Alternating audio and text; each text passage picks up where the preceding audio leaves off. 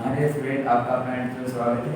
देखो बच्चे, आज हम चलेंगे सर्वाक्षम के बारे में। पहले ना ये सारे क्वेश्चन है साथ में लिखिए, लेकिन पहले इसके बारे में हम आपको समझाएंगे त्रिभुज के बारे में, ठीक है, और सर्वाक्षम के बारे में। देखो पहले हिंदी मीडियम बच्चे देख लो, कल हम बनाएंगे इंग्लिश मीडियम का। आज हम हिंदी मीडियम समझाते हैं।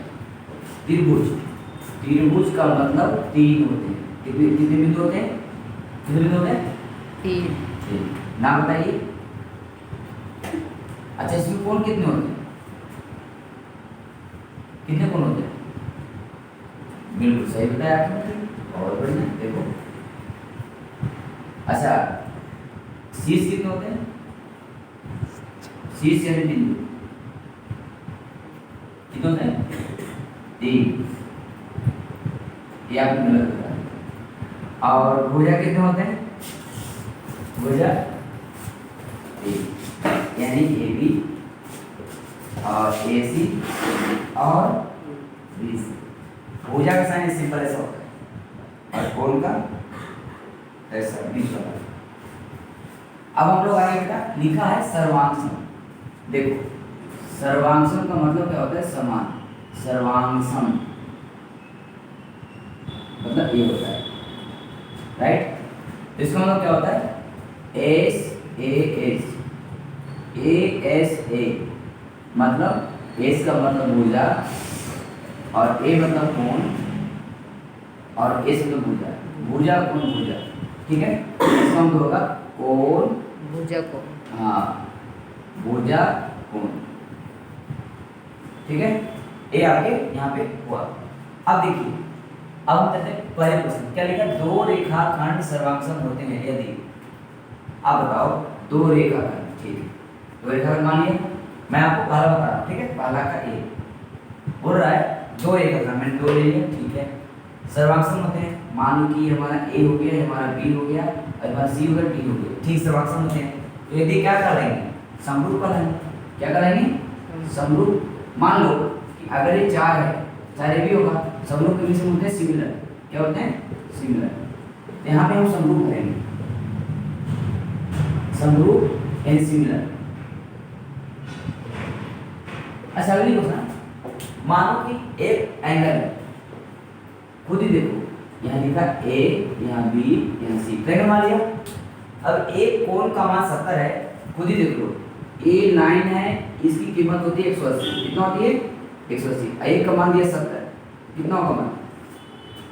जब ये 180 है और 70 है तो कितना हो जाएगा? 180 माइनस 70 कितना हो जाएगा बच्चों? 110, राइट। तो यहाँ होगा 110। अब है कोण ए बराबर कोण बी, तो क्या लिखोगे? सर्वांशम है, क्योंकि कोण ए बराबर कोण बी, तो क्या लिखोगे? रेखा।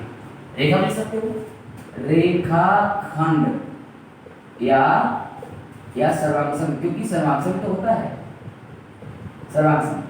अब जो है सर्वांशम के आकारों का दो कोई उदाहरण ले लो। एक हमने ले लिया ए बी सी, दूसरा ले लिया हमने D E F, D F. अच्छा, अगला है यदि त्रिभुज ए बी सी और ए बी डी सर्वांशम हो तो त्रिभुज का सर्वगुण लिखो। तो अब क्या लिखेंगे इसकी? देखो